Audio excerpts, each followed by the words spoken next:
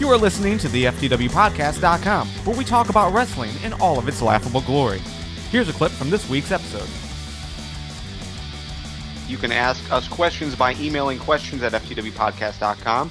You can send us a tweet at FTWpodcast, use the hashtag FTWLive, and also post it on our Facebook. We received a question from Dead Status on Twitter.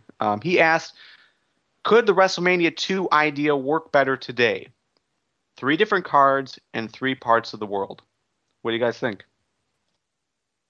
That one's rough. Only because, I don't know. I mean, you could do it, but you've got to have action in every ring at all times. So it really fucks over the fans because they miss matches. So unless you're going to do, let's say it was Detroit, Chicago, and Cincinnati, just to have some fun here. If one match goes on in Detroit, do the others watch a screen and then the next match happens in Chicago and then everybody else watches? I mean, that's how I would do it.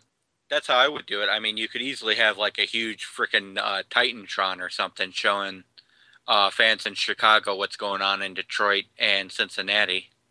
If that was the case, that would piss me off if I bought a ticket. I'm sorry. I mean, yeah, okay. That's exactly what I would get it. I have a feeling this is actually a really good idea by Dead Status, because I have a feeling if wrestling's around in 20 years, you might see this.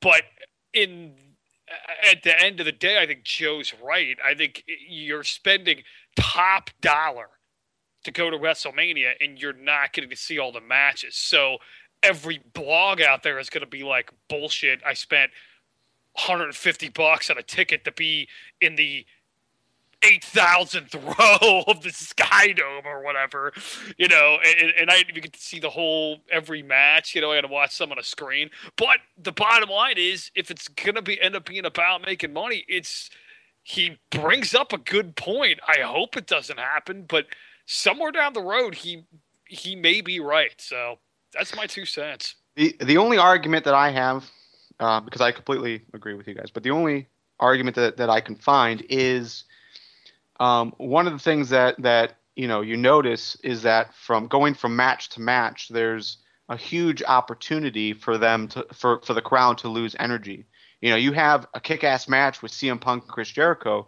The next match, the crowd could very well be dead for, and something like this would give them the opportunity to sit back, relax, get a breather before they see the next match live.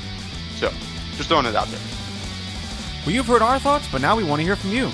You can find us on Facebook and Twitter, and even join us live every Tuesday at 8 p.m. at the FTWpodcast.com.